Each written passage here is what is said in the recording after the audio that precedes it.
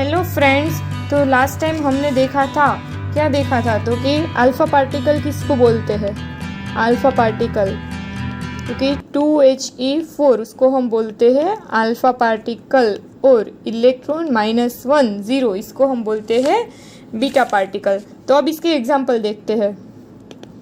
First example, suppose if we remove one alpha particle and two beta particle, then we will get blank। Okay ठीक है, चलो इसको हम solve करते हैं। सपोज हम ले लेते हैं कोई एक एटम X जिसका एटॉमिक नंबर है Z, एटॉमिक मास है A। फर्स्ट हमें क्या करना है तो कि वन अल्फ़ा पार्टिकल रिमूव करना है। क्या रिमूव करेंगे हम? अल्फ़ा पार्टिकल 2He4 रिमूव कर रहे हैं। इसका मतलब क्या होगा तो कि क्या जाएगा, एटॉमिक नंबर -2।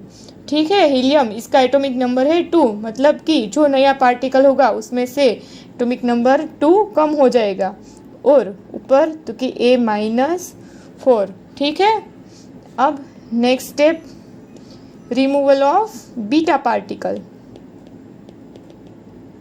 -1E0। ठीक है, तो क्या मिलेगा हमें, देखते हैं यहाँ पे X, देखिए ये क्या है यहाँ पे Z-2, रिमूवल मतलब माइनस, और क्या रिमूव होगा तो कि -1। क्लियर, तो Z-2 + 1, तो यहाँ पे हमें क्या मिलेगा Z-1, और ये तो एज इट इज आएगा A-4 -0 मतलब A-4। ठीक है, चलिए अब देखते हैं यहाँ पे और एक बीटा पार्टिकल रिमूव करते हैं। एक और बीटा पार्टिकल रिमूव करते हैं,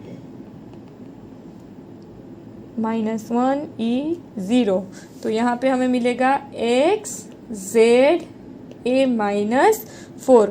हमने लिया क्या था तो कि XZA, मिला क्या तो कि XZA-4। यहाँ पे देखिए एटॉमिक नंबर दोनों का सेम है, एटॉमिक मास डिफरेंट। क्लियर, तो इसको हम क्या बोलते हैं, atomic number same, atomic mass different, तो इसको हम बोलते हैं आइसोटोप। तो हमें क्या पता चला तो कि हम अगर एक अल्फा पार्टिकल और 2 बीटा पार्टिकल रिमूव करें तो क्या मिलता है, आइसोटोप। अब दूसरा एग्जांपल देखते हैं। If we remove 2 beta particle, if we remove 2 beta particle, we will get blank। देखते हैं, इसको सोल्व करते हैं। चलो, तो कि XZA, पहले एक बीटा पार्टिकल रिमूव करते हैं।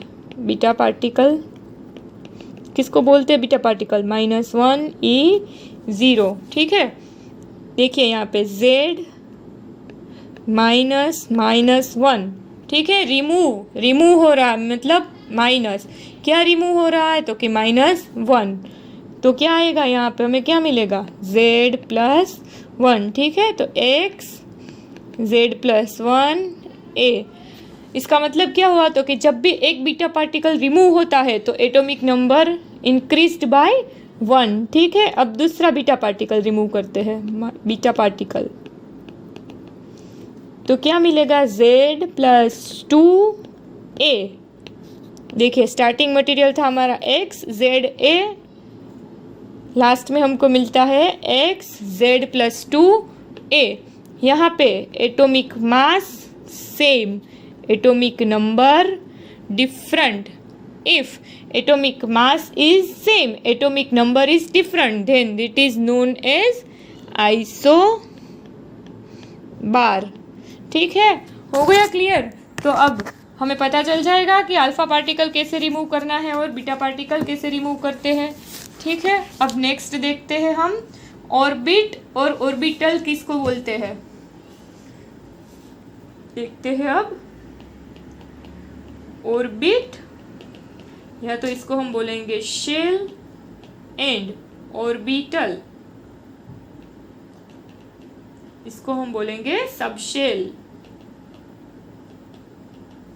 सपोज ये हमारा हो गया एक न्यूक्लियस, उसके अंदर है प्रोटॉन, न्यूट्रॉन, और ये है उसके आसपास electron.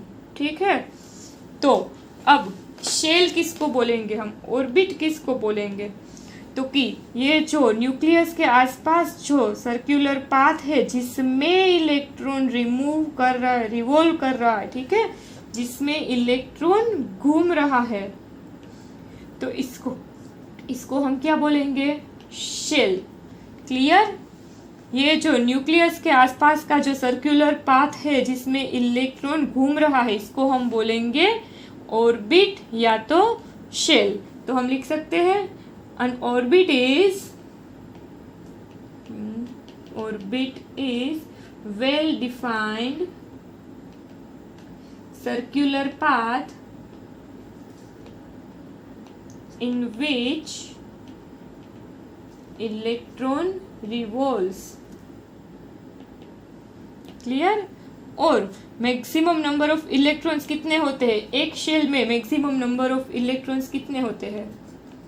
Maximum number of electron in any given shell is equal to 2n²। ठीक है, वेयर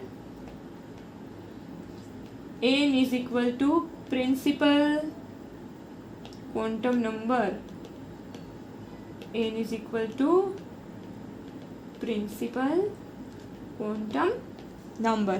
क्लियर? चलो, अब ये तो पता चल गया कि ये जो पूरा का पूरा सर्कुलर पाथ है इसको हम क्या बोलते हैं? शेल। अब सब शेल किसको बोलते हैं?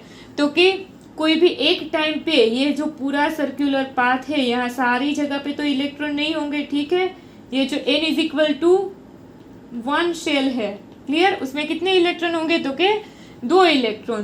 तो ये 2 इलेक्ट्रॉन कोई एक टाइम पे कोई एक ही जगह पे होंगे, तो ये जो पूरी की पूरी शेल है उसका एक छोटा सा पार्ट, ठीक है, कि जहाँ पे इलेक्ट्रॉन मिलने की पॉसिबिलिटी सबसे ज्यादा है, तो उसको हम क्या बोलेंगे? ऑर्बिटल या तो सबशेल। क्लियर? तो हम ऐसा लिख सकते हैं कि an orbital is 3-dimensional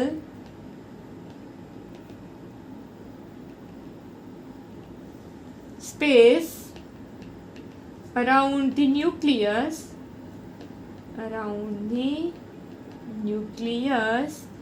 within which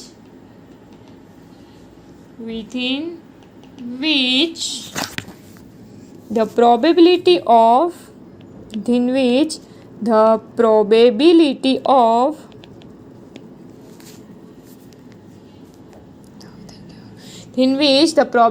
of finding of electron is maximum। Clear? तो कि जो न्यूक्लियस है उसके आसपास का ऐसा पार्ट कि जहाँ पे इलेक्ट्रॉन मिलने की पॉसिबिलिटी सबसे ज़्यादा है, तो इसको हम क्या बोलेंगे? तो कि सबशेल। क्लियर? तो the maximum number of electron in any subshell is equal to 2। कोई भी सबशेल, कोई भी ऑर्बिटल है, उसमें मैक्सिमम कितने इलेक्ट्रॉन होंगे? तो कि 2। अगर यहाँ पे हम एग्जांपल लिखना चाहिए ऑर्बिट का, तो उसको हम बोल सकते हैं शेल को KLMN। Clear? n is equal to 1, n is equal to 2, n is equal to 3, n is equal to 4। और इसका हम एग्जांपल लिखे तो 1s, 2s, 2px, 2py, 2pz, इन सबको हम क्या बोलते हैं? तो कि सबशेल। क्लियर?